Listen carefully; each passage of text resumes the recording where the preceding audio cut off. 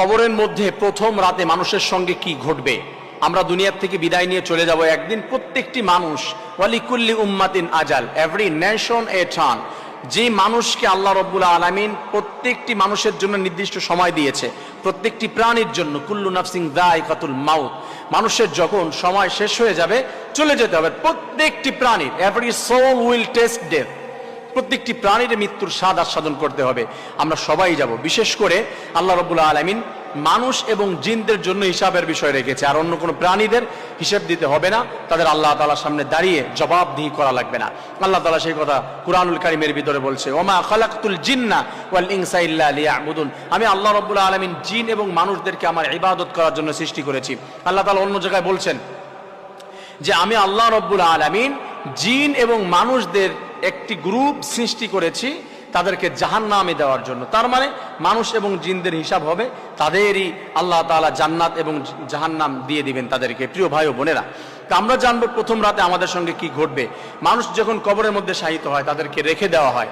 First তার থেকে চলে আসার পরে, অর্থাৎ কোনো মানুষকে কবরে রাখার পরে 40 কদম যখন মানুষ চলে আসে তখন তার কাছেই মুনকার নাকির চলে আসে, দুজন ফেরেশতা আসে তাকে কোশ্চেন করার জন্য, যে কবরের মধ্যে এসেছো তুমি কোন দল কর্তা, কি কর্তা, ডিটেলস তাকে প্রশ্ন করবে। 40 কদম চলে আসার মতো সময় আপনি মনে করবেন যে আমার বাবা, আমার মা, আমার কাউকে কবরে রেখেছি, এখন 40 কদম না আসলে তো ফেরেশতা আসছে না, আমি ওইখান থেকে সরবো না, আমি 40 কদম কি আমি ওইখানেই বসে থাকবো, তাহলে ফেরেশতারা আসবে না, তাকে প্রশ্ন করতে পারবে না আযাব বা তাকে পুরস্কার দিতে পারবে না, এমনটি হবে না।